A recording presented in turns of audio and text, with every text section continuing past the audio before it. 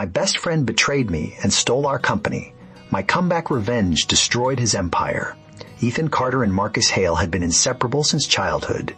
They met when they were 9 years old in a public elementary school computer lab. Back then, computers were just starting to appear in classrooms, and most kids used them to play simple games or type silly stories.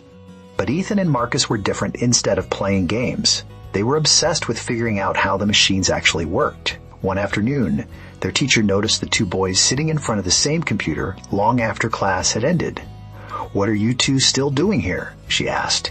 Marcus pointed excitedly at the screen. "We're trying to figure out how this program works." Ethan added quietly, "And how to make one ourselves." The teacher smiled politely, assuming it was just childhood curiosity. But it wasn't. Over the next several years, Ethan and Marcus spent nearly every afternoon together. They read programming books that were far beyond their grade level. They experimented with code, broke programs, fixed them, and slowly learned how software worked. By high school, they were already building small applications. Nothing major, just simple tools and games. But they were proud of them. And more importantly, they built them together. Their families often joked that the two boys were like brothers. Where one went, the other followed. So when college came around, it didn't surprise anyone both of them chose to study computer science. Even their professors noticed their partnership. Marcus was charismatic and confident. He loved pitching ideas, networking, and imagining the big picture. Ethan was quieter but incredibly focused. He had a natural gift for building complex systems and solving difficult technical problems. Together they were the perfect team. One dreamed big. The other made those dreams real. During their final year of college, Marcus approached Ethan with an idea that would change both of their lives. Businesses waste thousands of hours every month doing repetitive tasks. Marcus said one night in their dorm room, "Emails reports, scheduling, data entry, all of it." Ethan nodded. "So," Marcus grinned, "what if we build software that automates all of it?" The idea seemed almost too ambitious, but the more they discussed it, the more exciting it became. If they could build a platform that automated business workflows, companies could save massive amounts of time and money. And if businesses saved money, they would gladly pay for it.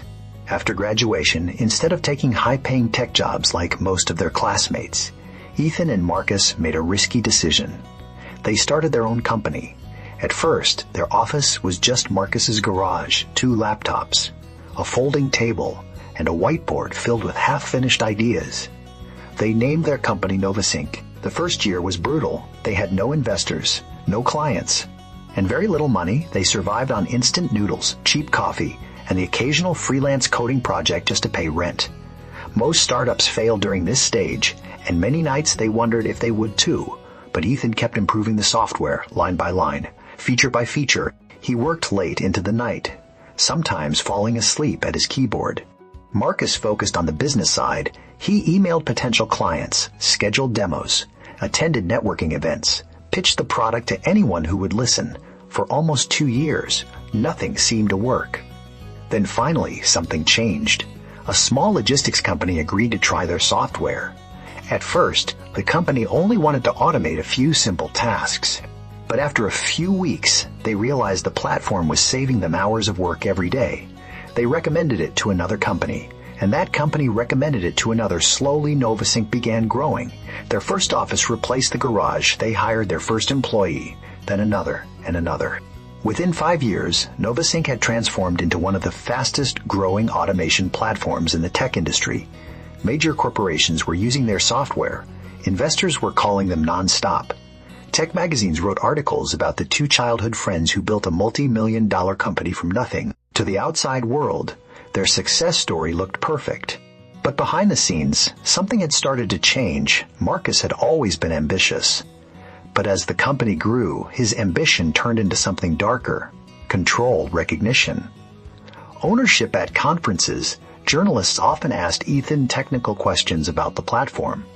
After all, he had built most of it. Marcus began noticing that people were praising Ethan more than him. That bothered him, because Marcus believed the company existed because of his vision. Without him, there would have been no NovaSync, and slowly, resentment began growing inside him. Marcus also handled most of the company's legal and financial operations. Ethan didn't mind. He trusted Marcus completely. Why wouldn't he? They had been best friends for over 20 years. So whenever Marcus brought paperwork for Ethan to sign, Ethan barely looked at it. Just standard legal stuff, Marcus would say casually. Investor paperwork, licensing, updates. Nothing exciting. Ethan trusted him, and that trust would cost him everything.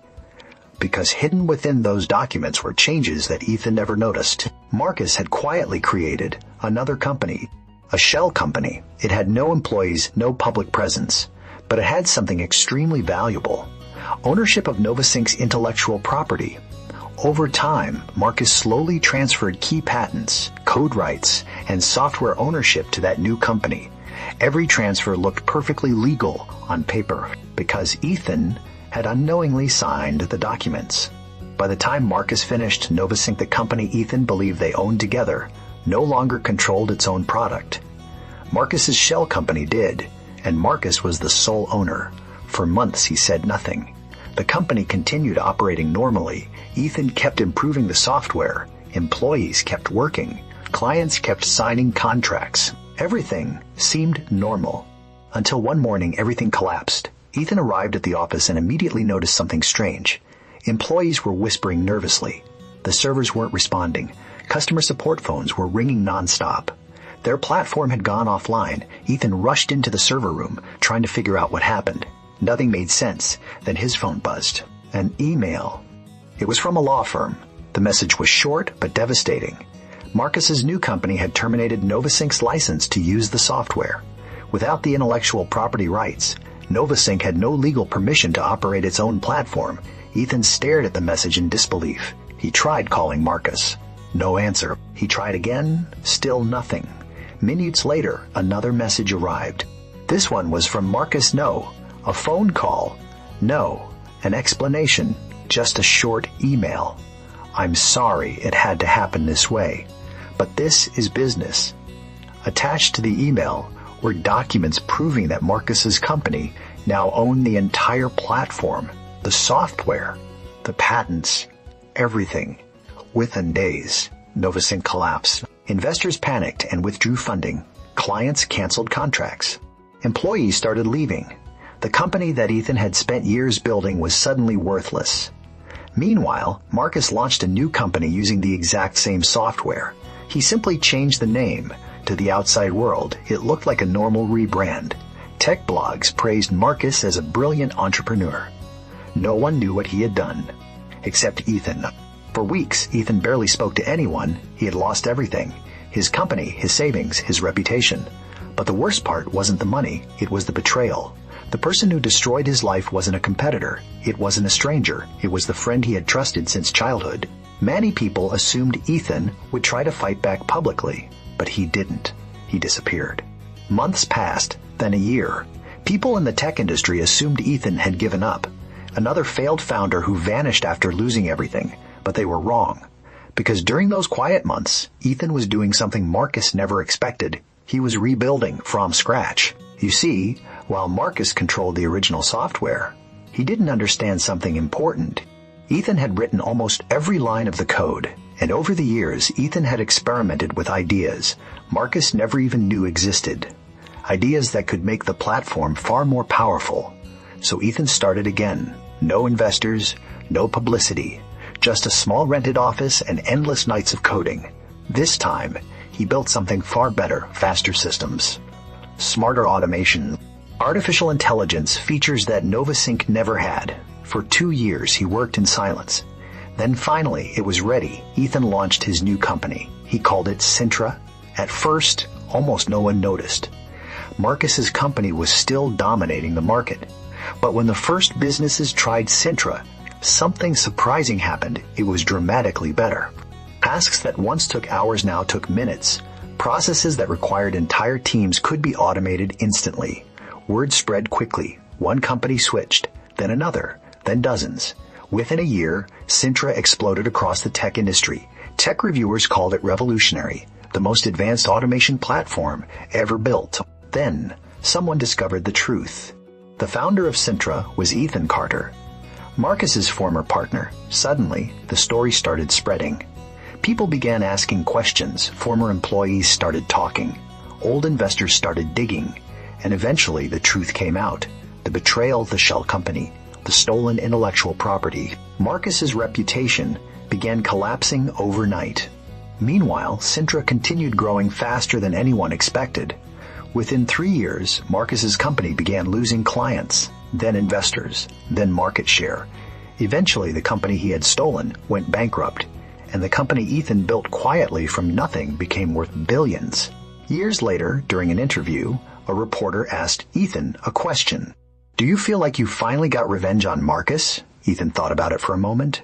Then he smiled slightly. "I didn't destroy his company. He did that the moment he betrayed me." And just like that, the friend who stole everything lost far more than he ever gained. If this story shocked you, wait until you hear the next one. Stories like this prove that betrayal can come from the people we trust the most. But sometimes the best revenge is success. Like this video if you enjoy powerful betrayal and revenge stories. Comment below, what would you have done in Ethan's situation? Subscribe to the channel and turn on notifications so you never miss the next unbelievable story of betrayal, revenge, and shocking comebacks. New stories drop regularly, and some of them are even more unbelievable than this one.